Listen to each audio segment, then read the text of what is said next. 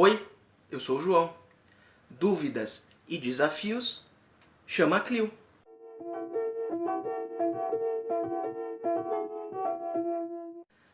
E antes da gente começar o nosso vídeo de hoje, eu já vou pedir para você se inscrever aí embaixo, ativar o sininho das notificações para não perder nenhum vídeo, que você curta e que você comente aí embaixo, tá? Além disso, eu vou pedir também para você seguir a nossa página do canal lá no Instagram, o link vai estar aí embaixo na descrição, e vamos pro vídeo. E no vídeo de hoje a gente vai falar um pouquinho sobre a cultura mesopotâmica, tá? A gente vai trabalhar um pouquinho com alguns pontos principais, tá? Porque cada cidade foi contribuindo para criar essa cultura, né? Se você perdeu o vídeo passado, que a gente falou um pouquinho das várias cidades que dominaram a Mesopotâmia, você clica aí no card, volta naquele vídeo e depois você vem para esse, tá? E cada cultura trouxe alguma contribuição cultural ou foi absorvendo culturas de outros locais e formou a cultura mesopotâmica, tá? A gente vai falar um pouquinho sobre a religião, sobre a questão das leis, sobre a questão da arquitetura, né? E sobre a questão da escrita. Os povos mesopotâmicos, eles acreditavam em vários deuses, ou seja, eles tinham uma religião politeísta, certo? Alguns deuses tinham controle sobre elementos da natureza, na crença deles, e outros, além desse controle de elementos da natureza, eles também tinham controle sobre aspectos mais subjetivos, né? Como justiça, como sabedoria, amor, fertilidade, que são conceitos mais abstratos, né? Então vamos lá, vou falar alguns deles, mas não são só esses, tá? Por exemplo, você tem o deus Anu, que é o deus do céu, a deusa Ishtar, que a gente falou lá no vídeo 1, é a deusa da guerra e do amor, né? Depois, na sequência, você tem o deus Enlil, que é o deus do ar e do destino, né? Você tem o deus Shamash, que é o deus do sol e da justiça, a deusa Nimá, que era a deusa da terra e da fertilidade, e por último você tem o Enki, que era o deus das águas, da sabedoria e das técnicas. E cada cidade tinha o seu deus protetor, certo? Dentro dessa lógica, significava que cada cidade teria um deus que a protegeria, seguindo essa lógica mesopotâmica, tá? O que acontece? Cada cidade tinha os seus templos, né? E os templos eram a morada dos deuses na Terra, certo? E para eles, cada cidade poderia ter quantos templos quisesse, desde que aquele deus protetor fosse consagrado e fosse o deus principal ali para eles, para proteger aquela cidade, certo? Um exemplo é a Babilônia, que ela tinha cerca de 50 templos dedicados aos deuses mesopotâmicos, né?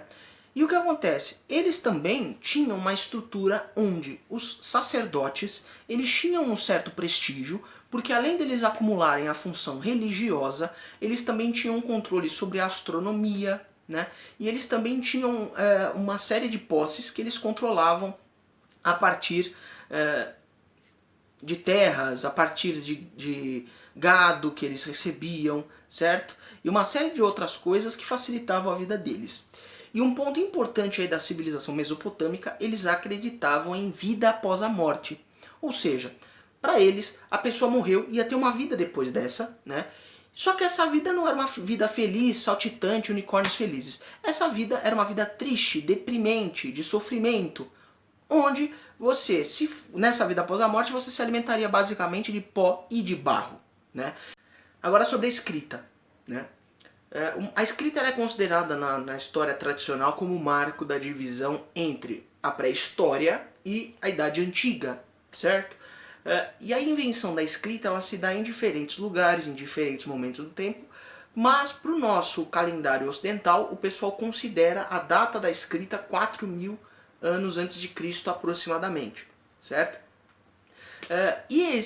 A escrita, então, ela vai ser um item importante para a gente entender que as sociedades foram ficando mais complexas e que foi necessário criar formas de registro, né, para controlar a questão de comércio, a questão do número de animais que você tinha num rebanho, né, a questão do quanto que você ganha com aquele comércio, enfim, uma série de utilidades para a escrita, né? E tem sempre aquela história de que quem foi o cara que deu o nome pro boi de boi, por que ele não podia se chamar de outra forma? A primeira parte é a escrita pictográfica, que vai significar isso? Os símbolos que aqueles seres humanos inventavam significava exatamente aquilo que eles desenhavam. Então se eles desenhavam um boi, aquele símbolo ia representar um boi. Se aí ele desenhasse o sol, ia representar especificamente o sol, certo? Já a segunda parte, você tem a questão da escrita ideográfica. O que significa isso? Aquilo que o ser humano desenhava e simbolizava já tinha um duplo sentido e até às vezes mais abstrato, né? Então, quando ele ia lá desenhar o boi, ele tinha o significado de boi e também tinha, por exemplo, o significado da fertilidade, né? Ou, por exemplo, a questão do sol. O sol vai trazer, então, o significado sol e traz também o significado de esperança, ou de renovação, ou qualquer outro tipo de significado que eles pudessem atribuir àquele símbolo. E aí a gente vem para a última parte, que é a parte da escrita fonética. O que significa isso? Cada símbolo que eles desenhavam passava a ter um som, seja o som da própria letra, seja o som de uma sílaba que aquele símbolo representava, certo? Então o boi passou a não ser um desenho de um boi, mas passou a ser um combinado de letras que davam sentido para aquele boi, ou o combinado de letras que davam sentido para o sol, certo? É bem difícil, mas a gente conseguiu trabalhar dessa forma. E o que acontece? Então o que acontece? Os sumérios foram lá e inventaram uma forma de escrita que eles pegavam uma cunha, né, que era um objeto em formato de triângulo, seja feita de madeira, de pedra ou de metal. E o que ele fazia? Ele ia lá e pegava uma placa de argila e ele cunhava as letras na argila, né? E depois eles colocavam essas placas de argila em fornos para secar e a letra ficar impressa ali na placa.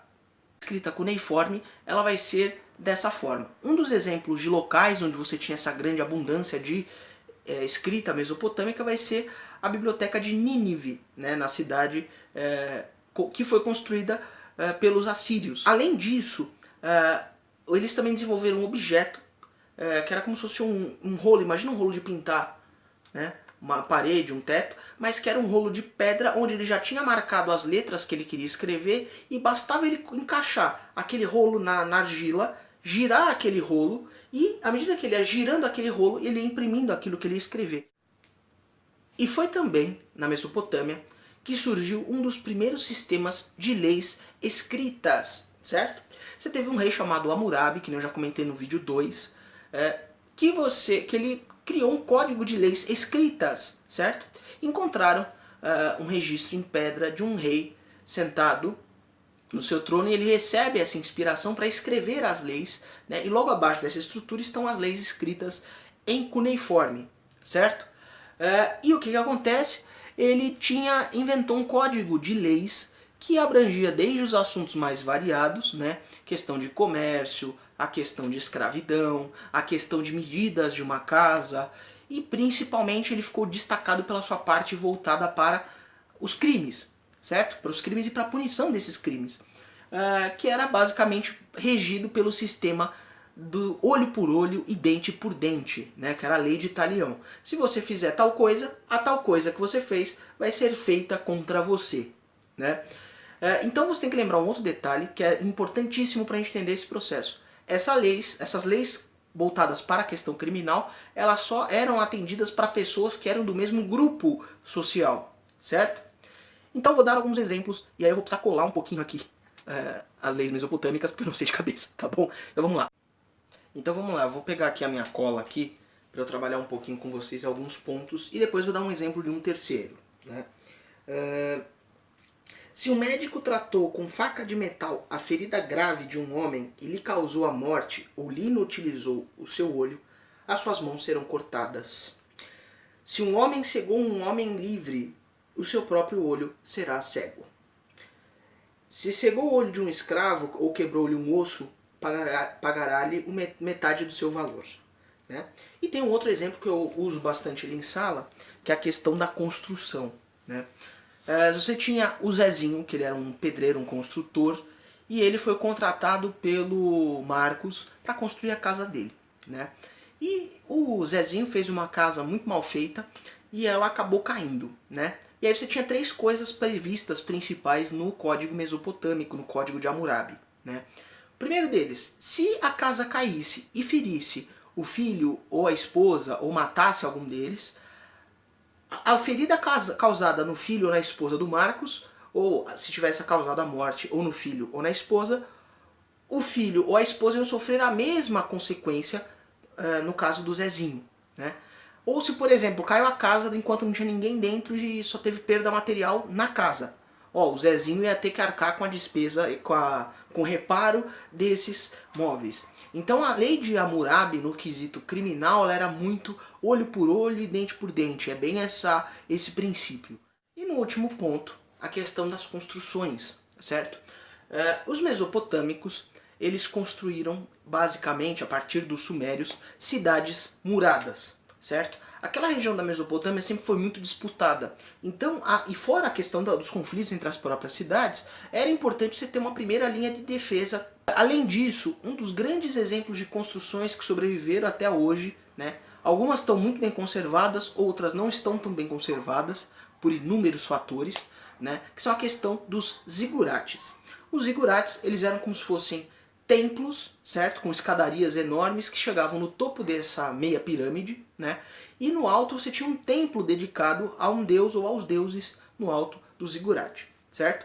O zigurate em geral tinha 100 metros de altura, né? Basicamente. E além da questão religiosa, os zigurates também eram grandes centros de observação astronômica, certo? E os zigurates também eram locais onde você tinha um registro muito pesado dessa questão do tempo, da movimentação dos astros, e muitos calendários mesopotâmicos também eram feitos nos zigurates. Alguns zigurates, então, eles sobreviveram, né, ao tempo. Isso e a questão da população convencional tinha as suas construções feitas de barro, né, e era uma construção mais simples para as pessoas comuns, tá? Isso, a maior parte dessas construções foi sendo perdida com o passar do tempo. E comenta aí embaixo para mim qual foi a coisa mais interessante que chamou a sua atenção sobre a cultura mesopotâmica, tá bom? E lembra sempre, dúvidas e desafios, chama a Clio.